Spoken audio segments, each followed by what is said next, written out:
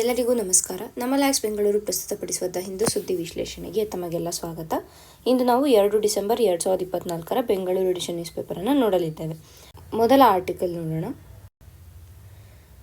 ವಿಶ್ವ ಏಡ್ಸ್ ದಿನ ನಿನ್ನೆ ಅಂದರೆ ಡಿಸೆಂಬರ್ 1ನೇ ತಾರೀಕು ಪ್ರತಿ ವರ್ಷ ನಾವು ವರ್ಲ್ಡ್ ಏಡ್ಸ್ ಡೇ ಅನ್ನು ನಾವು ಸೆಲೆಬ್ರೇಟ್ ಮಾಡ್ತೀವಿ.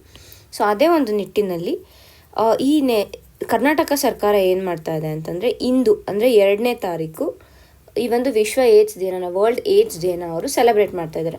ಸೊ ಈ ವರ್ಷದ ವರ್ಲ್ಡ್ ಏಡ್ಸ್ ಡೇನ ಥೀಮ್ ಏನು ಅಂತಂದರೆ take the rights path, my health my right. ಹಕ್ಕುಗಳನ್ನು ಪಡೆಯಲು ಸರಿಯಾದ ಮಾರ್ಗ ಅನುಸರಿಸೋಣ, ನನ್ನ ಆರೋಗ್ಯ ನನ್ನ ಹಕ್ಕು ಅನ್ನೋದು ಈ ವರ್ಷದ ಥೀಮ್ ಆಗಿದೆ. ಸೊ ವರ್ಲ್ಡ್ ಏಡ್ಸ್ ಡೇ ಒಂದು ಥೀಮ್ ಏನು ಅಂತ ಕೇಳಿದ್ರೆ ನಮಗೆ ಇದು ನೆನಪಿರಬೇಕು. ಮತ್ತು ಇನ್ನೂ ಒಂದು ಆರ್ಟಿಕಲ್ ಪೇಜ್ ನಂಬರ್ 12 ಈ ಒಂದು ಆರ್ಟಿಕಲ್ ಇದೆ. ಇದು ಕೂಡ HIV ಏಡ್ಸ್ ಇನ್ಫೆಕ್ಷನ್ಸ್ ಬಗ್ಗೆ ಕೆಲವು ಡೇಟಾನ ಇದು ಕೊಡುತ್ತೆ. ಸೊ ಅದರ ಬಗ್ಗೆ ಕೂಡ ನಾವು ಇವತ್ತು ತಿಳ್ಕೊಳ್ಳೋಣ. ಇತ್ತೀಚೆಗಷ್ಟೇ ಮಿನಿಸ್ಟ್ರಿ ಆಫ್ ಹೆಲ್ತ್ ಅಫೇರ್ಸ್ ಏನಿದೆ, ಈ ಒಂದು health affairs ministry HIV burden estimation report ಅನ್ನೋ ಒಂದು ರಿಪೋರ್ಟನ್ನು ರಿಲೀಸ್ ಮಾಡಿದೆ. ಸೊ ಈ ಒಂದು ರಿಪೋರ್ಟ್ ಪ್ರಕಾರ ಏನು ಹೇಳ್ತಾ ಇದೆ ಅಂತಂದರೆ ಈ HIV updated evidence of prevalence level ಏನಿದೆ ಟ್ರೆಂಡ್ ಮತ್ತು HIVದು ಅದು ಆಂಧ್ರ ಪ್ರದೇಶ್, ಕರ್ನಾಟಕ ಮತ್ತು ತೆಲಂಗಾಣ ಅಂದರೆ ಈ HIV ಪ್ರಿವೆಲೆನ್ಸ್ ಏನಿದೆ ಇದು ಆಂಧ್ರ ಪ್ರದೇಶ್, ಕರ್ನಾಟಕ, ತೆಲಂಗಾಣ ಅಲ್ಲಿ ಇಟ್ ಈಸ್ ಹೈಯರ್ ದ್ಯಾನ್ 0.4%. 0.4%ಗಿಂತ ಹೆಚ್ಚಿನದಾಗಿ ಈ HIV ಪ್ರಿವೆಲೆನ್ಸ್ ನಾವು ಈ 3 ಸ್ಟೇಟ್ಸ್ಗಳಲ್ಲಿ ನೋಡ್ತಾ ಇದ್ದೀವಿ. ಮೊದಲನೇ ಪಾಯಿಂಟು. ಮತ್ತು ಎರಡನೇ ಪಾಯಿಂಟ್ ಏನು ಅಂದರೆ ನ್ಯಾಷನಲ್ ಆವ್ರೇಜ್ ಏನಿದೆ, ನ್ಯಾಷನಲ್ ಪ್ರಿವೆಲೆನ್ಸ್ ರೇಟ್ ಏನಿದೆ ಇಟ್ ಈಸ್ 0.2%. ಸೊ ನಾವಿಲ್ಲಿ ಏನು ತಿಳ್ಕೊಬೇಕಾಗತ್ತೆ ಅಂತಂದರೆ ಈ 3 ಸ್ಟೇಟ್ಸಲ್ಲಿ ಇರುವಂತಹ ಏನು ರೇಟ್ ಇದೆ this is much higher than the national prevalence rate. So ಅದೊಂದು ನಮಗೆ ನೆನಪಿರಬೇಕು. ಮತ್ತು ಒಂದು ಡೇಟಾ ಮಿನಿಸ್ಟ್ರಿ ರಿಲೀಸ್ ಮಾಡಿರುವಂಥ ಡೇಟಾ ಪ್ರಕಾರ ಏನು ಹೇಳ್ತಾ ಇದೆ ಅಂತಂದರೆ ಈ ಏನು HIV ಪ್ರಿವೆಲೆನ್ಸ್ ಇದೆ ಅಡಲ್ಟ್ಸಲ್ಲಿ ಅಂದರೆ ವಯಸ್ಕರಲ್ಲಿ ಇರುವಂತಹ ಪ್ರಿವೆಲೆನ್ಸ್ ಏನಿದೆ ಇದು ಹೆಚ್ಚಿನದಾಗಿ ಇರೋದು ಮಿಜೋರಾಂ ಮತ್ತು ನಾಗಾಲ್ಯಾಂಡಲ್ಲಿ ಹೆಚ್ಚಿನದಾಗಿದೆ, ಫಾಲೋಡ್ ಬೈ ಮಣಿಪುರ್ ಅಂತ ಹೇಳ್ತಾ ಇದ್ದಾರೆ. ಇದು ಒಂದು ಡೇಟಾ. ಸೊ ಫಸ್ಟ್ ಬಂದು ವಿತ್ ರೆಸ್ಪೆಕ್ಟ್ ಟು ಸ್ಟೇಟ್ಸ್ ಹೋದಾಗ ನಾವು ಅಡಲ್ಟ್ಸಲ್ಲಿ ಅಂದರೆ ವಯಸ್ಕರಲ್ಲಿ HIV ಪ್ರಿವೆಲೆನ್ಸ್ ಯಾವ ರೀತಿಯಾಗಿದೆ ಅನ್ನೋದನ್ನ ನಾವು ಅನಲೈಸ್ ಮಾಡ್ತೀವಿ ಅಂತ ಹೋದರೆ ಇದು ಹೆಚ್ಚಿನದಾಗಿ ಇರೋದು ಮಿಜೋರಾಂ ಮತ್ತು ನಾಗಾಲ್ಯಾಂಡಲ್ಲಿ ಬರುತ್ತೆ. ಮತ್ತು ಎರಡನೇದಾಗಿ ಯಾವ ಒಂದು ಏಜ್ ಗ್ರೂಪಲ್ಲಿ ಅಥವಾ ಯಾವ ಒಂದು ಗ್ರೂಪ್ ಹೈ ರಿಸ್ಕ್ ಗ್ರೂಪ್ ಆಗುತ್ತೆ ಅಂತಂದರೆ ವಿಮೆನ್ ಸೆಕ್ಸ್ ವರ್ಕರ್ಸ್ ಯಾರಿರ್ತಾರೆ ಅವರು, ಮತ್ತು ಮೈಗ್ರೆಂಟ್ ವರ್ಕರ್ಸ್ ಇರ್ಬೋದು, ಇಲ್ಲ ಟ್ರಕ್ ಡ್ರೈವರ್ಸ್ ಏನಿರ್ತಾರೆ ಇವರುಗಳಲ್ಲಿ ಈ HIV ಪ್ರಿವೆಲೆನ್ಸನ್ನು ನಾವು ಜಾಸ್ತಿ ನೋಡ್ತೀವಿ ಅಂತ ಹೆಲ್ತ್ ಮಿನಿಸ್ಟ್ರಿ ಒಂದು ಡೇಟಾನ ರಿಲೀಸ್ ಮಾಡಿದೆ. ಇದು ಸೊ ಫಸ್ಟ್ ಪಾಯಿಂಟು ನಮಗೆ ಇದು ಏನು ministry of ministry of health affairs ಏನು ರಿಲೀಸ್ ಮಾಡಿದೆ ಅದು ಆ ಒಂದು report HIV burden estimate report ಏನಿದೆ ಇದು. ಮತ್ತು ಎರಡನೇ ಪಾಯಿಂಟ್ ಬಂದು HIV ಪ್ರಿವೆಲೆನ್ಸ್ ಯಾವ ಒಂದು ಸ್ಟೇಟ್ಸಲ್ಲಿ ಹೆಚ್ಚಿನದಾಗಿದೆ ಮತ್ತು ಯಾವ ಒಂದು ಗ್ರೂಪ್ನ ಹೈ ರಿಸ್ಕ್ ಗ್ರೂಪ್ ಅಂತ ಕ್ಲಾಸಿಫೈ ಮಾಡ್ಬೋದು ಅನ್ನೋದ್ರ ಬಗ್ಗೆ ತಿಳ್ಕೊಂಡ್ವಿ. ಮತ್ತು ಈಗ ಮೂರನೇ ಪಾಯಿಂಟ್ ಏನು ಅಂದರೆ ಇಂಡಿಯಾ ಅಲ್ಲಿ ಅಪ್ರಾಕ್ಸಿಮೇಟಾಗಿ 25 ಲಕ್ಷ ಜನ ಏನಿದ್ದಾರೆ ಅವರು HIV ಹೊಂದಿದ್ದಾರೆ. ಸೊ ಈ HIV ಹೊಂದಿರೋದ್ರಲ್ಲಿ 15+ ಏನಿದ್ದಾರೆ ಏಜು ಅವರೇ ಅಪ್ರಾಕ್ಸಿಮೇಟಾಗಿ 44% ಇದ್ದಾರೆ. ಮತ್ತು ಮಕ್ಕಳಲ್ಲಿ 3% ಆಫ್ ಇದು ಚಿಲ್ಡ್ರನ್. ಸೊ 25 ಲ್ಯಾಕ್ಸಲ್ಲಿ ಸುಮಾರು 44% 15+ ಯಾರಿದ್ದಾರೆ ಅವರಲ್ಲಿ HIV ನಾವು ಕಾಣ್ತೀವಿ. ಮತ್ತು ಈ 25 ಲ್ಯಾಕ್ಸ್ನಲ್ಲಿ 3% ಅಷ್ಟು ನಾವು ಮಕ್ಕಳಲ್ಲಿ ನೋಡ್ತೀವಿ ಅನ್ನೋದು ಮತ್ತೊಂದು ಇನ್ಫಾರ್ಮೇಷನ್ ಇಲ್ಲಿ ನಮಗೆ ಸಿಗ್ತಾ ಇದೆ. ಈ 3 ಇನ್ಫಾರ್ಮೇಷನ್ ಮೇಲೆ ಮತ್ತೆ ಒಂದು ಏನು ಅಂದರೆ ಭಾರತ HIV ಟ್ಯಾಕಲ್ ಮಾಡೋದಕ್ಕೆ ಯಾವ ರೀತಿಯಾದ ಒಂದು ಸ್ಟ್ರಾಟಜಿಯನ್ನು ಹೊಂದಿದೆ ಮತ್ತು ಯಾವ ರೀತಿಯಾಗಿ ಆ ಸ್ಟ್ರಾಟಜಿಯನ್ನು ಚೇಂಜ್ ಮಾಡ್ಕೊಂಡಿದೆ ಅನ್ನೋದು ನಮಗೆಲ್ಲ ಗೊತ್ತೇ ಇರುತ್ತೆ. 90-90-90 ಸ್ಟ್ರಾಟಜಿಯನ್ನು ಭಾರತ ಅಡಾಪ್ಟ್ ಮಾಡ್ಕೊಂಡಿತ್ತು. ಏನು ಈ 90-90-90 ಸ್ಟ್ರಾಟಜಿ ಅಂತಂದರೆ ಫಸ್ಟ್ 90 ಏನು ಅಂದರೆ 90% ಆಫ್ ಕೇಸಸ್ನ ಡಿಟೆಕ್ಟ್ ಮಾಡಬೇಕು. ಅಂದರೆ ಭಾರತದಲ್ಲಿ 90% ಕೇಸಸ್ ಇದೆ ಅಂದರೆ ಈಗ ಎಷ್ಟೊಂದು ಜನಕ್ಕೆ ನಮಗೆ HIV ಇದೆ ಅನ್ನೋದು ತಿಳಿದಿರೋದಿಲ್ಲ. ಸೊ ಅಂಥ ಒಂದು ಡಿಟೆಕ್ಷನ್ ಏನಿದೆ ಅದು ಸುಮಾರು 90% ಡಿಟೆಕ್ಷನನ್ನು ಮಾಡಬೇಕು. ಇದು ಫಸ್ಟ್ 90. ಸೆಕೆಂಡ್ 90 ಏನು ಅಂತಂದರೆ ಐಡೆಂಟಿಫೈ ಮಾಡಿರೋ 90% ಏನಿದ್ದಾರೆ ಆ ಐಡೆಂಟಿಫೈ ಮಾಡಿರೋ 90% ಪೀಪಲಲ್ಲಿ ಮತ್ತೆ 90% ಏನಿದ್ದಾರೆ ಅವರಿಗೆ ಟ್ರೀಟ್ಮೆಂಟನ್ನು ಕೊಡಬೇಕು. ಸೊ ಫಸ್ಟು 90% ಐಡೆಂಟಿಫೈ ಮಾಡಬೇಕು ಮತ್ತು ಈ 90%ಅಲ್ಲಿ 90% ಟ್ರೀಟ್ ಮಾಡಬೇಕು. ಮತ್ತು ಥರ್ಡ್ ಒನ್ ಏನು ಅಂತಂದರೆ ಯಾವ ರೀತಿಯಾಗಿ ಟ್ರೀಟ್ ಮಾಡಬೇಕು ಅಂತಲೇ ಇದು ಯೂಸಿಂಗ್ ಆ್ಯಂಟಿ ರೆಟ್ರೋವಿಯಲ್ ಥೆರಪಿ ಏನಿದೆ ಅದನ್ನು ಯೂಸ್ ಮಾಡಿ. ಮತ್ತು ಲಾಸ್ಟ್ 90% ಏನಿದೆ ಇದರಲ್ಲಿ viral load suppressed in 90% of them. Viral ಲೋಡನ್ನು ಮತ್ತೆ 90% ಇದರಲ್ಲಿ ಮತ್ತೆ 90%ರಷ್ಟು ಜನರಲ್ಲಿ ವೈರಲ್ ಲೋಡ್ ಏನಿರುತ್ತೆ ಆ ಲೋಡನ್ನು ಕಡಿಮೆ ಮಾಡೋದು ಈ 90 ಟಾರ್ಗೆಟ್ ಆಗಿತ್ತು. ಬಟ್ ಇದನ್ನು ಅಪ್ಡೇಟ್ ಮಾಡಿ ಈಗ ಏನು ಮಾಡಿದ್ದೀವಿ ನಾವು ಅಂದರೆ 95 ಅಂತ ಮಾಡಿದ್ದೀವಿ.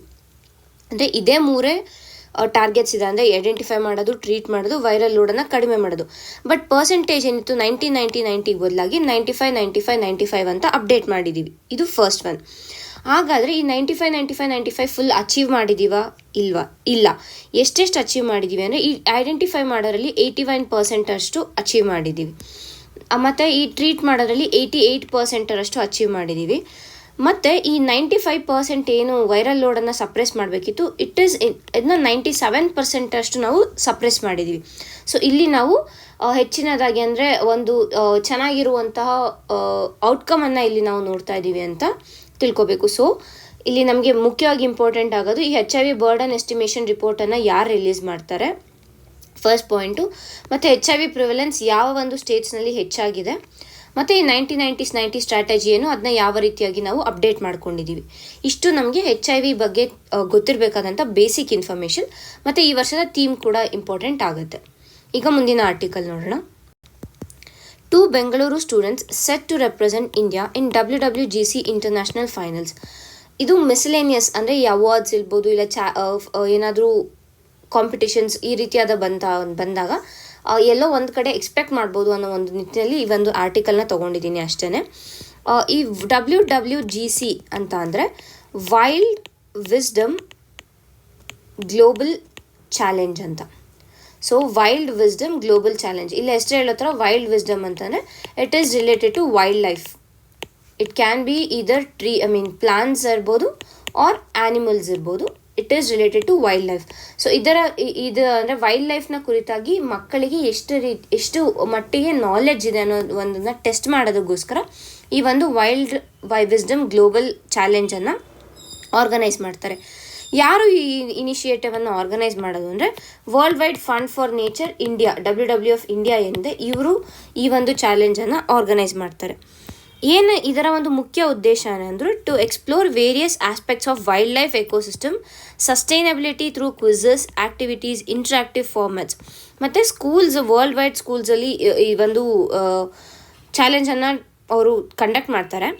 ಸೊ ಅಲ್ಲಿ ಏನಾಗುತ್ತೆ ಅಂದರೆ worldwide participate to test that knowledge about nature and world life. ಮಕ್ಕಳಲ್ಲಿ ಎಷ್ಟು ಮಟ್ಟಿಗೆ ವೈಲ್ಡ್ ಲೈಫ್ ಕುರಿತಾಗಿರ್ಬೋದು ಇಲ್ಲ ನೇಚರ್ ಕುರಿತಾಗಿರ್ಬೋದು ನಾಲೆಜ್ ಇದೆ ಅನ್ನೋದನ್ನ ಟೆಸ್ಟ್ ಮಾಡೋದಕ್ಕೆ ಈ ಒಂದು ಚಾಲೆಂಜನ್ನು ಆರ್ಗನೈಸ್ ಮಾಡ್ತಾರೆ. So it is only for national ಬರೀ ಭಾರತದಲ್ಲ, ನೋ, ಇಟ್ ಈಸ್ ಗ್ಲೋಬಲ್. ಹೆಸರು ಹೇಳೋ ಥರ ಇದು ವರ್ಲ್ಡ್ ವೈಡ್ ನಡೆಯುವಂಥ ಒಂದು ಚಾಲೆಂಜ್. ಸೊ ಯಾರು ಆರ್ಗನೈಸ್ ಮಾಡ್ತಾರೆ ಭಾರತದಲ್ಲಿ? It is WWF India. ಇಷ್ಟು ನಮಗೆ ಬೇಸಿಕ್ ಇನ್ಫಾರ್ಮೇಷನ್ ತಿಳಿದ್ರೆ ಸಾಕು. ಮತ್ತು ಇನ್ನೊಂದು ಏನು ಅಂತಂದರೆ ಬೆಂಗಳೂರಿನಿಂದ 2 ಸ್ಟೂಡೆಂಟ್ಸ್ ಈ ಒಂದು ಚಾಲೆಂಜ್ಗೆ ಸೆಲೆಕ್ಟ್ ಆಗಿರೋ ಕಾರಣದಿಂದ ನಾನು ಈ ಆರ್ಟಿಕಲ್ನ ಇವತ್ತು ತೊಗೊಂಡಿದ್ದೀನಿ. ಮುಂದಿನ ಆರ್ಟಿಕಲ್ ನೋಡೋಣ. India cities their non communicable disease burden. ಇತ್ತೀಚೆಗಷ್ಟೇ ಏನಾಯಿತು ಅಂತಂದರೆ BMTC ಬಸ್ ಡ್ರೈವರ್ ಏನಿದ್ದಾರೆ ಅವರು ಬಸ್ ಡ್ರೈವ್ ಮಾಡ್ತಾ ಇರೋವಾಗಲೇ ಹಾರ್ಟ್ ಅಟ್ಯಾಕ್ ಆಯಿತು ಅವ್ರಿಗೆ. ಸೊ ಇದರಿಂದ ಏನು ಪ್ರಾಬ್ಲಮ್ ಆಗುತ್ತೆ, ಇಲ್ಲಿ ನಮಗೆ ಪ್ಯಾಸೆಂಜರ್ ಸೇಫ್ಟಿ ಒಂದು ಕಡೆ ಇಂಪಾರ್ಟೆಂಟ್ ಆಗುತ್ತೆ. ಅವರ ಹೆಲ್ತ್ ಸರಿ ಇಲ್ಲ ಅಂತಂದರೆ ಪ್ಯಾಸೆಂಜರ್ ಸೇಫ್ಟಿ ಇರೋದಿಲ್ಲ. ಮತ್ತು ಪ್ಯಾಸೆಂಜರ್ ಸೇಫ್ಟಿ ಒಂದು ಕಡೆ ಆದರೆ ಮತ್ತು ಟ್ರಾಫಿಕ್ ಪ್ರಾಬ್ಲಮ್ಸ್ ಕೂಡ. ಅಂದರೆ ಈಗ ಬೇರೆಯವರೆಲ್ಲ ಕರೆಕ್ಟಾಗಿ ಗಾಡಿ ಓಡಿಸ್ತಾ ಇದ್ರು ಕೂಡ ಇವರ ಒಂದು ಹೆಲ್ತ್ ಪ್ರಾಬ್ಲಮಿಂದಾಗಿ ಇತರರಿಗೂ ಕೂಡ ಇಲ್ಲಿ ಪ್ರಾಬ್ಲಮ್, ಅಂದರೆ ಇದು ಆಕ್ಸಿಡೆಂಟ್ಸ್ಗೆ ಕಾರಣ ಆಗ್ಬೋದು ಅನ್ನೋ ಒಂದು ನಿಟ್ಟಿನಲ್ಲಿ ಹೇಳ್ಬೋದಾಗುತ್ತೆ.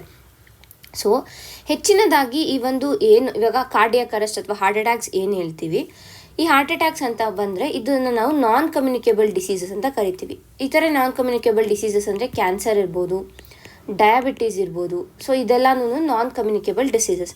ಸೊ ಈ ಡಿಸೀಸಸ್ ಏನಿದೆ, ಈ ಡಿಸೀಸಸ್ ಯೂಶ್ವಲ್ ಆಗಿ ಯಾರಲ್ಲಿ ಕಾಣಿಸುತ್ತೆ ಅಂತಂದರೆ ಇನ್ಫಾರ್ಮಲ್ ವರ್ಕರ್ಸ್ ಇರ್ತಾರಲ್ವ, ಹೆಚ್ಚಿನದಾಗಿ ಅವರಲ್ಲಿ ಕಾಣಿಸುತ್ತೆ. ಇಲ್ಲ ಮೈಗ್ರೆಂಟ್ ವರ್ಕರ್ಸಲ್ಲಿ ಹೆಚ್ಚಾಗಿ ಕಾಣಿಸುತ್ತೆ. ಇಲ್ಲ ಸ್ಯಾನಿಟೇಷನ್ ವರ್ಕರ್ಸಲ್ಲಿ ನಾವು ನೋಡ್ಬೋದು.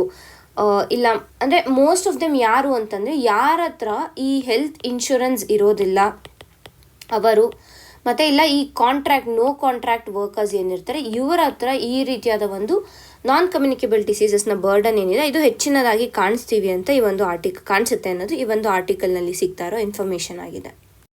ಸೊ ಯಾಕೆ ಈ ಒಂದು ಇನ್ಫಾರ್ಮಲ್ ವರ್ಕರ್ಸ್ ಇರ್ಬೋದು, ಇಲ್ಲ ಮೈಗ್ರೆಂಟ್ ವರ್ಕರ್ಸ್ ಇರ್ಬೋದು, ಇಲ್ಲ ಈ ಲೋ ಲೆವೆಲ್ ವರ್ಕರ್ಸ್ ಯಾರಿರ್ತಾರೆ, like group C group D ಅಲ್ಲಿ ಏನಿರ್ತಾರೆ, ಈ ರೀತಿಯಾದ ಒಂದು ವರ್ಕರ್ಸಲ್ಲಿ ಯಾಕೆ NCD ಜಾಸ್ತಿ ಇರುತ್ತೆ ಅಂತಂದರೆ, ಮೊದಲಿಗೆ ಅವ್ರಿಗೆ ಪ್ರೈಮರಿ ಹೆಲ್ತ್ ಕೇರ್ ಏನಿರುತ್ತೆ ಇದರ ಅವೈಲಬಿಲಿಟಿ ಸರಿ ಇರೋದಿಲ್ಲ. ಹೆಲ್ತ್ ಕೇರ್ ಅಂತ ಬಂದಾಗ ಭಾರತದಲ್ಲಿ ಹಲವಾರು ಪ್ರಾಬ್ಲಮ್ಗಳಿವೆ, ನಮಗೆ ಗೊತ್ತಿದೆ. ಸೊ ಹೆಲ್ತ್ ಕೇರಲ್ಲಿ ಭಾರತದ ಪ್ರಾಬ್ಲಮ್ಸ್ ಏನೇನು ಅಂದರೆ, ಮೊದಲಿಗೆ ಇನ್ಫ್ರಾಸ್ಟ್ರಕ್ಚರ್ ಸರಿಗಿಲ್ಲ, ಮತ್ತು ಇದು ಡಾಕ್ಟರ್ ಪೇಷಂಟ್ ರೇಷಿಯೋ ಇರ್ಬೋದು, ಮತ್ತು ಇನ್ನೇನಿರುತ್ತೆ ಆಕ್ಸೆಸಿಬಿಲಿಟಿ ಪ್ರಾಬ್ಲಮ್ ಇದೆ, ಮತ್ತು ಔಟ್ ಆಫ್ ಪಾಕೆಟ್ ಎಕ್ಸ್ಪೆಂಡಿಚರ್ ಇದೆ, ಮತ್ತು ಹೆಲ್ತ್ ಬರ್ಡನ್ ಇರ್ಬೋದು, ಇವಾಗ ಜಿರಿಯಾಟಿಕ್ ಕೇರ್ ಇರ್ಬೋದು. ಈ ರೀತಿಯಾಗಿ ಹಲವಾರು ಪ್ರಾಬ್ಲಮ್ಸ್ಗಳನ್ನು ನಾವು ಭಾರತದ ಒಂದು ಹೆಲ್ತ್ ಕೇರ್ ಸೆಕ್ಟರಲ್ಲಿ ನಾವು ನೋಡ್ಬೋದಾಗುತ್ತೆ. ಸೊ ಇಲ್ಲಿ ಮೊದಲನೇ ಪ್ರಾಬ್ಲಮ್ ಏನು ಅಂತಂದರೆ, ಈ ಪ್ರೈಮರಿ ಹೆಲ್ತ್ ಕೇರ್ ಅವೈಲಬಿಲಿಟಿ ಇರೋದಿಲ್ಲ. ಈಗ ಇನ್ಫಾರ್ಮಲ್ ವರ್ಕರ್ಸ್ ಇರ್ಬೋದು, ಇಲ್ಲ ಮೈಗ್ರೆಂಟ್ ವರ್ಕರ್ಸ್ ಇರ್ಬೋದು. ಮೈಗ್ರೆಂಟ್ ವರ್ಕರ್ಸ್ಗೆ ಲೈಕ್ ಹೆಲ್ತ್ ಬೆನಿಫಿಟ್ಸ್ ಇದ್ರೂ ಕೂಡ, ಬೇರೆ ಬೇರೆ ಸ್ಕೀಮ್ಸ್ ಇದ್ರೂ ಕೂಡ ಅವರು ಮೈಗ್ರೆಂಟ್ ವರ್ಕರ್ಸ್ ಆಗಿರ್ತಾರೆ. ಒಂದು ಸ್ಟೇಟಿಂದ ಬೇರೆ ಸ್ಟೇಟ್ಗೆ ಬಂದಿರುವಾಗ ಆ ಕಾರ್ಡ್ಸ್ ಏನಿರುತ್ತೆ, ಅವರ BPL ಕಾರ್ಡ್ಸ್ ಇರ್ಬೋದು, ಇಲ್ಲ ಬೇರೆ ರೀತಿಯಾದ ಒಂದು ಸ್ಕೀಮ್ಸ್ಗಳ ಕಾರ್ಡ್ಸ್ ಇರ್ಬೋದು, ಅದು ಒಂದು ಸ್ಟೇಟಿಂದ ಬೇರೆ ಸ್ಟೇಟ್ಗೆ ಡಿಫರ್ ಆಗುತ್ತೆ. ಸೊ ಅದರಿಂದ ಎಲ್ಲಿ ಅವ್ರಿಗೆ ಪ್ರಾಬ್ಲಮ್ ಆಗ್ತಾ ಇರುತ್ತೆ. ಹಾಗಾಗಿ ಅವರು ಹೆಲ್ತ್ ಕೇರ್ಗೆ ಹೋಗ್ದಿರೋ ಇರ್ತಾರೆ, ಡಾಕ್ಟರ್ಸ್ ಹತ್ರ ಹೋಗ್ದಿರೋ ಇರ್ತಾರೆ. ಪ್ಲಸ್ ಮತ್ತೆ ಇನ್ನೂ ಒಂದು ಏನು ಅಂತಂದರೆ, ವಿಮೆನ್ ಅಂತ ಬಂದಾಗ ಈಗಲೂ ಕೂಡ ನಾವು ನೋಡಿದ್ರೆ ಹಲವಷ್ಟು ವುಮೆನ್ಗಳು ಏನಿರ್ತಾರೆ, ಮಹಿಳೆಯರು ಏನಿದ್ದಾರೆ, ಅವರು ಮೆನ್ ಮೇಲೆ ತಮ್ಮ ಫಿನಾನ್ಷಿಯಲಿ ಡಿಪೆಂಡ್ ಆಗಿರೋ ಕಾರಣ ಅಲ್ಲೂ ಕೂಡ ಅವರ ಒಂದು ಹೆಲ್ತ್ ಕೂಡ ಇಲ್ಲಿ ಮ್ಯಾಟರ್ ಆಗುತ್ತೆ. ಅದು ಕೂಡ ನಮಗೆ ನೆನಪಲ್ಲಿರಬೇಕು. ಇದೆಲ್ಲದರ ಜೊತೆ ಏನಾಗುತ್ತೆ ಅಂದರೆ, over crowding of urban areas. ಇದರಿಂದ ಏನಾಗುತ್ತೆ, ಸ್ಲಮ್ಸ್ ಡೆವಲಪ್ಮೆಂಟ್ ಆಗುತ್ತೆ. ಸ್ಲಮ್ಸ್ ಯಾವಾಗ ಡೆವಲಪ್ಮೆಂಟ್ ಆಗುತ್ತೆ, ಅಲ್ಲಿ ಹೆಲ್ತ್ ಇಶ್ಯೂಸ್ ಬೇರೆ ರೀತಿಯಾದ ಇಶ್ಯೂಸ್ಗಳು, ಬರೀ ಹೆಲ್ತ್ ಅಂತಲೇ ಅಲ್ಲ, ಸೋಷಿಯಲಿ, ಎಕನಾಮಿಕಲಿ ಎಲ್ಲ ರೀತಿಯಾದ ಒಂದು ಪ್ರಾಬ್ಲಮ್ಸ್ಗಳನ್ನು ನಾವು ಈ ಸ್ಲಮ್ಸಲ್ಲಿ ನೋಡ್ಬೋದಾಗುತ್ತೆ. So overcrowding is another reason for ಈ NCD ಪ್ರಿವೆಲೆನ್ಸ್ ಅಂತ ನಾವು ತಿಳ್ಕೊಬೇಕಾಗುತ್ತೆ. ಈಗಾಗಲೇ ನಾನು ಇಲ್ಲಿ ಮಾತಾಡಿದೆ ಔಟ್ ಆಫ್ ಪಾಕೆಟ್ ಎಕ್ಸ್ಪೆಂಡಿಚರ್ ಯಾಕೆ ಹೆಚ್ಚಾಗುತ್ತೆ ಅಂತಂದರೆ, ಈ ಏನು ಗವರ್ನಮೆಂಟ್ ಸ್ಪೆಂಡ್ ಮಾಡ್ತಾ ಇದೆ ಹೆಲ್ತ್ ಬಗ್ಗೆ, ಇಟ್ಸ್ ಅಪ್ರಾಕ್ಸಿಮೇಟ್ಲಿ 2% ಆಫ್ GDP ಅಷ್ಟೇ. ಬಟ್ ನಾವು ಇತರ ದೇಶಗಳನ್ನು ನೋಡಿದ್ರೆ, ಅಂದರೆ ಈಗ ಶ್ರೀಲಂಕಾ ಇರ್ಬೋದು, ಇಲ್ಲ ಬೇರೆ ಬ್ರಿಕ್ಸ್ ನೇಷನ್ಸನ್ನು ನೋಡಿದ್ರೆ, ಅವ್ರು ಅಪ್ರಾಕ್ಸಿಮೇಟ್ಲಿ 6 to 8% ಆಫ್ ದಟ್ GDPಯನ್ನು ಹೆಲ್ತ್ಗೆ ಅಂತ ಮೀಸಲಿಡ್ತಾ ಇದ್ದಾರೆ. ಬಟ್ ನಾವು ಭಾರತಕ್ಕೆ ಬಂದರೆ, with huge population, with highest population in the world, just 2% of GDP for health sector ಅಂತಂದರೆ, ಅಲ್ಲಿ ಯಾವ ರೀತಿಯಾದ ಒಂದು ಫಿನಾನ್ಷಿಯಲ್ ಕ್ರಂಚ್ ಇದೆ ಅನ್ನೋದನ್ನ ನಾವು ಅರ್ಥ ಮಾಡ್ಕೋಬೇಕು. ಯಾವಾಗ ಸರಿಯಾದ ಫೈನಾನ್ಸಸ್ ಇರೋದಿಲ್ಲ, ಆಗ ಇನ್ಫ್ರಾಸ್ಟ್ರಕ್ಚರ್ ಇರಲಿ, ಆಕ್ಸೆಸಿಬಿಲಿಟಿ ಇರಲಿ, ಔಟ್ ಆಫ್ ಪಾಕೆಟ್ ಎಕ್ಸ್ಪೆಂಡಿಚರ್ ಇರಲಿ, ಇದು ಎಲ್ಲ ಕೂಡ ಹೆಚ್ಚಾಗುತ್ತೆ. ಸೊ ಹಾಗಾಗಿ ಈಗ ಈ ಒಂದು ಆರ್ಟಿಕಲ್ನಲ್ಲಿ ಏನು ಸಜೆಸ್ಟ್ ಮಾಡ್ತಾ ಇದ್ದಾರೆ ಅಂತ ಅಂದರೆ, ಮೊದಲಿಗೆ ಒಂದು ಸೊಲ್ಯೂಷನ್ಸ್ ಏನು ಕೊಡ್ತಾ ಇದ್ದಾರೆ ಅಂತ ನಾವು ನೋಡೋಣ. ಸೊ ಏನು ಹೇಳ್ತಾ ಇದ್ದಾರೆ ಅಂದರೆ, ಇಲ್ಲಿ you have to create solution. ಅಂದರೆ ಯಾವುದೇ ಒಂದು ಸೊಲ್ಯೂಷನನ್ನು ನಾವು ಹುಡುಕ್ತೀವಿ ಅಂತ ಅಂದರೆ, ಅಲ್ಲಿ ಎಲ್ಲ ಸ್ಟೇಕ್ ಹೋಲ್ಡರ್ಸ್ನ ನಾವು ಅಪ್ರೋಚ್ ಮಾಡಬೇಕಾಗುತ್ತೆ. ಅಂದರೆ ಒಂದು ಕಮ್ಯುನಿಟಿ ಬೇಸ್ಡ್ ಹೆಲ್ತ್ ಕೇರನ್ನು ಇಂಪ್ಲಿಮೆಂಟ್ ಮಾಡಬೇಕು, ಕಮ್ಯುನಿಟಿ ಬೇಸ್ಡ್ ಇರಬೇಕು, ಆ್ಯಂಡ್ ಕ್ರಿಯೇಟೆಡ್ ಹೆಲ್ತ್ ಪ್ರಮೋಷನ್ ಇರಬೇಕು, ಅಥವಾ ಹೆಲ್ತ್ ಕೇರ್ ಸಿಸ್ಟಮನ್ನು ನಾವು ಡೆವಲಪ್ ಮಾಡಬೇಕಾಗುತ್ತೆ. ಮತ್ತು ಇದರ ಜೊತೆಗೆ ರಿಯಲ್ ಟೈಮ್ ಮಾನಿಟ್ರಿಂಗ್ ಏನಿರುತ್ತೆ, ಹೆಲ್ತ್ ಪ್ಯಾರಾಮೀಟರ್ಸ್ನ ರಿಯಲ್ ಟೈಮ್ ಮಾನಿಟರಿಂಗ್ ಏನಿರುತ್ತೆ, ಇದನ್ನು ಕೂಡ ನಾವು ಇಂಪ್ಲಿಮೆಂಟ್ ಮಾಡಬೇಕಾಗುತ್ತೆ. On lines with health in our hands ಅಂತಂದರೆ, ಈಗ ರಿಯಲ್ ಟೈಮ್ ಮಾನಿಟರಿಂಗ್, ಈಗ ಇಂಡಿವಿಜುವಲ್ಲು ತಮ್ಮ ಒಂದು ಆರೋಗ್ಯದ ಬಗ್ಗೆ ಅವರೇ ಕಾಳಜಿಯನ್ನು ಮಾನಿಟರ್ ಮಾಡ್ಕೊತಾ ಇದ್ರೆ ಡೇಟಾಗಳನ್ನು, ಆಗ ಹೆಲ್ಪ್ ಆಗುತ್ತೆ ಅನ್ನೋ ಒಂದು ನಿಟ್ಟಿನಲ್ಲಿ ಇಲ್ಲಿ ಸೊಲ್ಯೂಷನನ್ನು ಕೊಡ್ತಿದ್ದಾರೆ. ಮತ್ತು ಇದರ ಜೊತೆ ಸ್ಕ್ರೀನಿಂಗ್ ಕರೆಕ್ಟಾಗಿ ಮಾಡಬೇಕು. ಅಂದರೆ ಈಗ ಹಲವಾರು ಎಂಪ್ಲಾಯೀಸ್ ಏನಿರ್ತಾರೆ, ಆ ಎಂಪ್ಲಾಯ್ ಈಗ ಒಂದು ಸೆಕ್ಟರಲ್ಲಿ ಹೋಗ್ತಾ ಇದ್ದಾರೆ, be it informal or formal sector, ಅಲ್ಲಿ ಹೋಗ್ತಾ ಇದ್ದಾರೆ ಅಂತ ಅಂದರೆ, ಆ ಒಂದು ಕೆಲಸ ಯಾರು ಕೊಡ್ತಾ ಇರ್ತಾರೆ ಅವರ ಒಂದು ಜವಾಬ್ದಾರಿ ಆಗಿರುತ್ತೆ ಟು ಸ್ಕ್ರೀನ್. ಸೊ ಸ್ಕ್ರೀನಿಂಗ್ ಕರೆಕ್ಟಾಗಿ ನಡಿಬೇಕು ಅಂತ ಕೂಡ ಇಲ್ಲಿ ಹೇಳ್ತಾ ಇದ್ದಾರೆ. ಮತ್ತು ಇದೆಲ್ಲದರ ಜೊತೆಗೆ ಏನಿರಬೇಕು ಅಂತಂದರೆ, ಒಂದು ಸ್ಟೇಟ್ ಲೆವೆಲ್ ಆ್ಯಕ್ಷನ್ ಪ್ಲ್ಯಾನನ್ನು ಕ್ರಿಯೇಟ್ ಮಾಡಬೇಕು. ಅಂದರೆ every state, Bharat, we know that India is a country with unity in diversity ಅಲ್ವಾ. ಸೊ ಅಷ್ಟೊಂದು ಡೈವರ್ಸಿಟಿ ಇರೋವಾಗ ಭಾರತದಲ್ಲಿ ನಾವು ಒನ್ ಸೈಜ್ ಫಿಟ್ಸ್ ಆಲ್ ಅಪ್ರೋಚನ್ನು ಯೂಸ್ ಮಾಡೋದಕ್ಕಾಗಲ್ಲ. ಸೊ ಸ್ಟೇಟ್ ಲೆವೆಲ್ ಬೇರೆ ಬೇರೆ ಸ್ಟೇಟ್ಸ್ಗೆ ಬೇರೆ ಬೇರೆ ರೀತಿಯಾದ ಒಂದು ಆ್ಯಕ್ಷನ್ ಪ್ಲ್ಯಾನನ್ನು ರೆಡಿ ಮಾಡಿಕೊಂಡು, ಎಲ್ಲದರಲ್ಲೂ ಕೂಡ ಏನು ಎಂಫಸಿಸ್ ಇರಬೇಕು ಅಂದರೆ, ಆಕ್ಸೆಸ್ ಟು ಪ್ರೈಮರಿ ಹೆಲ್ತ್ ಕೇರನ್ನು ಏನಿದೆ, ಇದು ಮುಖ್ಯ ಒಂದು ಪ್ರೈಮರಿ ಗೋಲ್ ಆಗಿರಬೇಕು. ಪ್ಲಸ್ ಇದು ಯಾರಿಗೆ ಈ ಪ್ರೈಮರಿ ಹೆಲ್ತ್ ಕೇರ್ ಇದೆ, ಇದು ಎಸ್ಪೆಷಲಿ ಮಾರ್ಜಿನಲೈಸ್ಡ್ ಕಮ್ಯುನಿಟೀಸ್ ಏನಿದೆ ಅವರಿಗೆ ಈ ಒಂದು ಆಕ್ಸೆಸಿಬಿಲಿಟಿಯನ್ನು ದೊರಕುವ ಹಾಗೆ ಮಾಡಬೇಕು ಅನ್ನೋದು ಇಲ್ಲಿ ಕೊಡ್ತಾ ಇರೋ ಒಂದು ಸೊಲ್ಯೂಷನ್ ಆಗಿದೆ. ಸೊ ಈ 4 ಸೊಲ್ಯೂಷನನ್ನು ನಾವು ಈ ಒಂದು ಆರ್ಟಿಕಲಲ್ಲಿ ನೋಡ್ತಾ ಇದ್ದೀವಿ. ಇದು ನಮ್ಮ ಒಂದು ಏನು ಮೇನ್ಸ್ ಆನ್ಸರ್ ರೈಟಿಂಗ್ ಇದೆ ಅಲ್ಲಿ ಪ್ರಾಬ್ಲಮ್ಸ್ ಒಂದರ ಕಡೆ ಪ್ರಾಬ್ಲಮ್ಸ್ ಯಾವುದಿದೆ ಅನ್ನೋ ಕ್ವೆಶನ್ಸ್ಗೆ ಆಗ್ಬೋದು, ಇಲ್ಲ ಸೊಲ್ಯೂಷನ್ಸ್ ಯಾವ ರೀತಿಯಾಗಿ ಇನೋವೇಟಿವ್ ಸೊಲ್ಯೂಷನ್ಸ್ ಅಂತ ಬಂದಾಗ ಈ ಒಂದು ಪಾಯಿಂಟ್ಸ್ ನಾವು ಅಲ್ಲಿ ಯೂಸ್ ಮಾಡ್ಕೋಬೋದಾಗುತ್ತೆ. ಮುಂದಿನ ಆರ್ಟಿಕಲ್ ನೋಡೋಣ. What India's AI safety institute could do.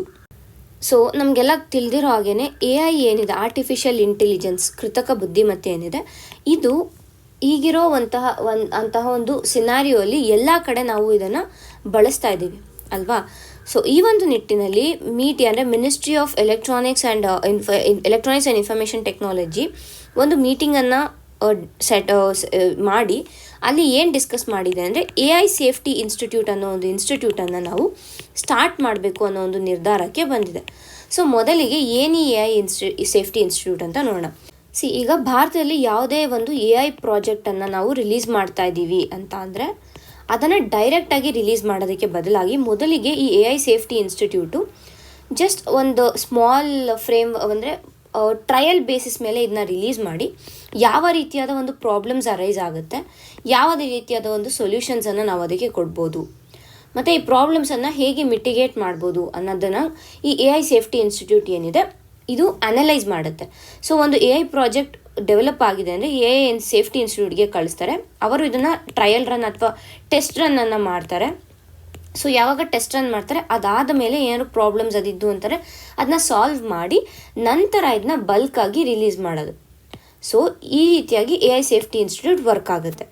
So ಹಾಗಾದರೆ ಈ AI ಸೇಫ್ಟಿ ಇನ್ಸ್ಟಿಟ್ಯೂಟ್ ಏನಿದೆ ಇದರ ಒಂದು ಮುಖ್ಯ ಏಮ್ಸ್ ಏನು ಅಂತ ಅಂದರೆ ಈ ಇನ್ಸ್ಟಿಟ್ಯೂಟ್ ಏನಿದೆ ಮೊದಲಿಗೆ ಇದು ಬ್ಲೆಕ್ಲಿ ಡಿಕ್ಲರೇಷನ್ ಏನಿದೆ ವಿತ್ ರೆಸ್ಪೆಕ್ಟ್ ಟು AI ಈ ಒಂದು ಡಿಕ್ಲರೇಷನ್ಗೆ ಇನ್ ಲೈನ್ಸ್ ಆಗಿದೆ. ಅಂದರೆ ಈ ಒಂದು ಡಿಕ್ಲರೇಷನಲ್ಲಿ ಕೂಡ ಈ ರೀತಿಯಾದ ಒಂದು AI ಸೇಫ್ಟಿ ಇನ್ಸ್ಟಿಟ್ಯೂಟ್ ಎವ್ರಿ ಕಂಟ್ರಿಗೆ ನೆಸೆಸಿಟಿ ಅಂತ ಹೇಳಿದೆ. ಸೊ ಹಾಗಾಗಿ it is in lines with Bletchley declaration ಅಂತ ನಾವು ತಿಳ್ಕೊಬೇಕು. ಮತ್ತು ಎರಡನೇದು ಏನಾಗುತ್ತೆ ಅಂತಂದರೆ ಈ ಒಂದು ಸೇಫ್ಟಿ ಇನ್ಸ್ಟಿಟ್ಯೂಟಿಂದ ನಮಗೆ ಎಕ್ಸ್ಪರ್ಟೀಸ್ ಸಿಗುತ್ತೆ ಫಾರ್ ಗವರ್ನಮೆಂಟ್. ಇವಾಗ AI ನಾವು ಗವರ್ನೆನ್ಸಲ್ಲಿ ಇಂಪ್ಲಿಮೆಂಟ್ ಮಾಡ್ಕೋತಾ ಇದ್ದೀವಿ ಅಥವಾ ಇನ್ಸ್ಟಾಲ್ ಮಾಡ್ಕೋತಾ ಇದ್ದೀವಿ ಅಂತ ಅಂದರೆ ಈ AI ಸೇಫ್ಟಿ ಇನ್ಸ್ಟಿಟ್ಯೂಟಿಂದ ನಮಗೆ ಎಕ್ಸ್ಪರ್ಟೀಸ್ ಸಿಗುತ್ತೆ. ಅಂದರೆ ಯಾವ ರೀತಿಯಾದ ಒಂದು ಪ್ರಾಬ್ಲಮ್ಸ್ ಆಗದೆ ಇರೋ ಥರ ನೋಡ್ಕೊಳ್ಳೋದಕ್ಕೆ ಈ AI ಸೇಫ್ಟಿ ಇನ್ಸ್ಟಿಟ್ಯೂಟ್ ಹೆಲ್ಪ್ ಮಾಡುತ್ತೆ ಅಂತ ನಾವು ತಿಳ್ಕೊಬೇಕು. ಮತ್ತು ಮೂರನೇದಾಗಿ ಏನು ಮಾಡುತ್ತೆ ಅಂತಂದರೆ ಸೊ ಯಾವುದೇ ರೀತಿಯಾದ ಒಂದು ರಿಸ್ಕ್ಸ್ಗಳು ಅಂದರೆ ಈಗ ಹಲವಾರು ಬಾರಿ ನಾವು ನೋಡ್ತೀವಿ ಜೆಂಡರ್ ಬಯಾಸ್ಡ್ ಇರ್ಬೋದು, ಇಲ್ಲ ಡಿಸ್ಕ್ರಿಮಿನೇಷನ್ ಇರ್ಬೋದು, ಸೋಷಿಯಲ್ ಎಕ್ಸ್ಕ್ಲೂಷನ್ ಇರ್ಬೋದು, ಈ ರೀತಿಯಾದ ಒಂದು ಪ್ರಾಬ್ಲಮ್ಸ್ ಏನಾಗುತ್ತೆ AI ಪ್ರಾಜೆಕ್ಟ್ಸಿಂದ ಆ ಪ್ರಾಜೆಕ್ಟ್ಸನ್ನು ಇಲ್ಲಿ ನಾವು ಅವಾಯ್ಡ್ ಮಾಡ್ಬೋದು with if AI safety institutes are present. So ಈ ಎಲ್ಲನೂ ಇದರ ಅಡ್ವಾಂಟೇಜಸ್. ಅಂದರೆ ಈ ರೀತಿಯಾಗಿ ನಾವು AI ಸೇಫ್ಟಿ ಇನ್ಸ್ಟಿಟ್ಯೂಟನ್ನು ಡಿಸೈನ್ ಮಾಡಬೇಕು. ಸೊ ಯಾವಾಗ ಇದನ್ನು ನಾವು ನೋಡಿದಾಗ ನಮ್ಗೆ ಏನು ಗೊತ್ತಾಗುತ್ತೆ, it does not act as a regulator. ಇದು ರೆಗ್ಯುಲೇಟರ್ ಅಲ್ಲ, it's just an institute which helps government to implement AI ಅಂತ ಹೇಳ್ಬೋದು. But it does not acts as regulator. ಅಂದರೆ ಈಗ ಯಾವುದೋ ಒಂದು ಪ್ರಾಜೆಕ್ಟ್ ಬಂದಿದೆ, ಇದನ್ನ ನೀವು ಕಂಪ್ಲೀಟಾಗಿ ಅವಾಯ್ಡ್ ಮಾಡಬೇಕು ಈ ರೀತಿಯಾಗಿ ಹೇಳಲ್ಲ. ಬಟ್ ಆ ಪ್ರಾಜೆಕ್ಟಲ್ಲಿ ಯಾರು ಪ್ರಾಬ್ಲಮ್ಸ್ ಇದೆಯಾ ಅನ್ನೋದನ್ನ ಐಡೆಂಟಿಫೈ ಮಾಡಿ ಅದಕ್ಕೆ ಸೊಲ್ಯೂಷನ್ಸ್ನ ಕೂಡ AI ಸೇಫ್ಟಿ ಇನ್ಸ್ಟಿಟ್ಯೂಟ್ ಕೊಡುತ್ತೆ. ಸೊ ಹಾಗಾಗಿ it does not act as a regulator, ಅದು ನಮಗೆ ನೆನಪಿರಬೇಕು. ಸೊ ಇದೇ ಫಸ್ಟ್ ಟೈಮ್ ಈ ರೀತಿಯಾದ ಒಂದು ಐಡಿಯಾ ಬರ್ತಾ ಇರೋದಾ? ಇಲ್ಲ, ಈಗಾಗಲೇ ಇದನ್ನ ನಾವು US ಮತ್ತು UK ಅಲ್ಲಿ ಇಂಪ್ಲಿಮೆಂಟ್ ಮಾಡಿರೋದನ್ನ ನೋಡ್ಬೋದು.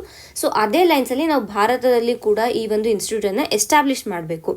ಸೊ ಇದರಿಂದ ಏನಾಗುತ್ತೆ ಅಂದರೆ ಮಲ್ಟಿ ಸ್ಟೇಕ್ ಹೋಲ್ಡರ್ಸ್ ಇರ್ತಾರೆ ಮತ್ತು ಬೇರೆ ಬೇರೆ ಪಾರ್ಟ್ನರ್ಶಿಪ್ಪನ್ನು ನಾವು ಡೆವಲಪ್ ಮಾಡ್ಕೋಬೋದು. ಸೊ ಈ ರೀತಿಯಾಗಿ ಮಲ್ಟಿ ಸ್ಟೇಕ್ ಹೋಲ್ಡರ್ ಅಪ್ರೋಚನ್ನು ನಾವು ಫಾಲೋ ಮಾಡಿದಾಗ ಏನಾಗುತ್ತೆ ಅಂತಂದರೆ ಪ್ರಾಬ್ಲಮ್ಸ್ ಏನಿರುತ್ತೆ ಆ ಪ್ರಾಬ್ಲಮ್ಸ್ನ ನಾವು ಆದಷ್ಟು ಮಿನಿಮೈಸ್ ಮಾಡ್ಬೋದು. ಮತ್ತು ಏನು ಸೈಬರ್ ಸೆಕ್ಯೂರಿಟಿ ಇಶ್ಯೂಸ್ ಆಗುತ್ತೆ AI ಅದನ್ನು ಕೂಡ ನಾವು ರೆಡ್ಯೂಸ್ ಮಾಡ್ಬೋದು ಅನ್ನೋದು ಇದರ ಒಂದು ಅಡ್ವಾಂಟೇಜ್ ಆಗಿದೆ. ಸೊ ಇದು ಮೇಟಿ ಕೊಟ್ಟರೋ first solution with respect to AI. So second one ಏನು ಅಂತಂದರೆ 2024 ಮಾರ್ಚಲ್ಲಿ ಒಂದು ಅಡ್ವೈಸರಿಯನ್ನು ರಿಲೀಸ್ ಮಾಡಿತ್ತು ಮೇಟಿ, ಅಂದರೆ ministry of electronics and information technology.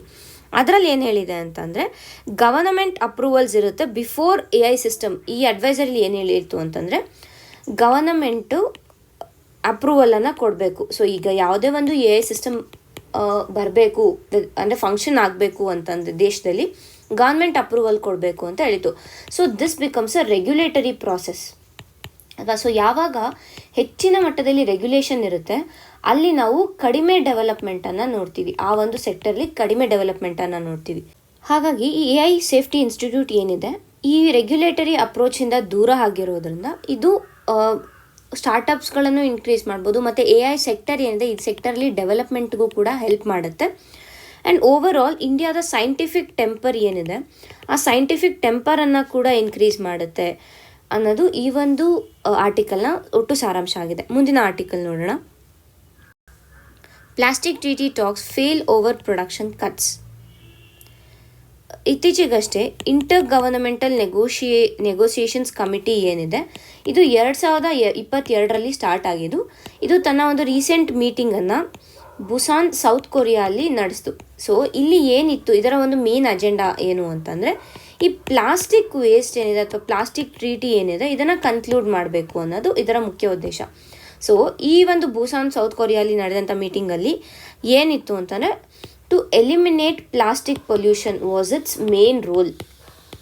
So ಅದನ್ನು ಈ ಒಂದು ಮೀಟಿಂಗ್ ಏನು ನಡೀತು ಸೌತ್ ಕೊರಿಯಾಲಿ ಅಲ್ಲಿ ಕಾನ್ಕ್ರಿಟೈಸ್ ಮಾಡೋಕ್ಕಾಗಲಿಲ್ಲ. ಅಂದರೆ ಪ್ಲಾಸ್ಟಿಕ್ ಪೊಲ್ಯೂಷನನ್ನು ಎಲಿಮಿನೇಟ್ ಮಾಡಬೇಕು ಅನ್ನೋದಕ್ಕೆ ಸಾಕಷ್ಟು ಕಂಟ್ರೀಸ್ಗಳು ಒಪ್ಪಲಿಲ್ಲ. ಸೊ ಹಾಗಾಗಿ ಈ ಒಂದು ಮೀಟಿಂಗ್ ಏನಿದೆ ಇದು ಫೇಲ್ಯೂರ್ ಆಯಿತು ಅನ್ನೋದು ನಾವಿಲ್ಲಿ ತಿಳ್ಕೊಬೋದು. ನಮಗೆ ಈ ಆರ್ಟಿಕಲಲ್ಲಿ ಮುಖ್ಯವಾಗೋ ಇನ್ಫಾರ್ಮೇಷನ್ ಏನು ಅಂತ ಅಂದರೆ ಮೊದಲಿಗೆ ಈ ಏನು ಇಂಟರ್ ಗವರ್ನಮೆಂಟಲ್ ನೆಗೋಸಿಯೇಷನ್ಸ್ ಕಮಿಟಿ ಏನಿದೆ ಇದರ ಬಗ್ಗೆ ನಮಗೆ ಐಡಿಯಾ ಇರಬೇಕು. ಮತ್ತು ಇದು ಇತ್ತೀಚೆಗೆ this was the 5th round 2024ಅಲ್ಲಿ ನಡೆದಿದ್ದು was the 5th and final round of these negotiations. So ಅದು ಎಲ್ಲಿ ನಡೀತು ಬುಸಾನ್ ಸೌತ್ ಕೊರಿಯಾಲಿ ನಡೀತು. ಸೊ ಏನಾದರ ಔಟ್ಕಮ್ ಅಂತಂದರೆ plastic treaty elimination of plastic ಪೊಲ್ಯೂಷನನ್ನು ಕನ್ಕ್ಲೂಡ್ ಮಾಡಬೇಕಿತ್ತು. ಬಟ್ ಅದು ಯಾವುದೇ ರೀತಿಯಾಗಿ ಆಗಲಿಲ್ಲ. ಕೆಲವರು ಹೇಳಿದ್ರು you have to eliminate plastic pollution by reducing its production ಅಂತ ಹೇಳ್ತಾರೆ. ಬಟ್ ಹಲವಾರು ಕಂಟ್ರೀಸ್ಗಳು ಅದಕ್ಕೆ ಒಪ್ಪಲಿಲ್ಲ. ಸೊ ಈಗ ಮುಂದೆ ನೋಡಬೇಕು ಯಾವ ರೀತಿಯಾಗಿ ಈ ಒಂದು ಪ್ಲಾಸ್ಟಿಕ್ ಟ್ರೀಟಿ ಶೇಪ್ ಆಗುತ್ತೆ ಅನ್ನೋದನ್ನ ನಾವು ಕಾದು ನೋಡಬೇಕಾಗುತ್ತೆ. ಇಷ್ಟು ಈ ದಿನದ ಆರ್ಟಿಕಲ್ಗಳಾಗಿವೆ. ಧನ್ಯವಾದಗಳು.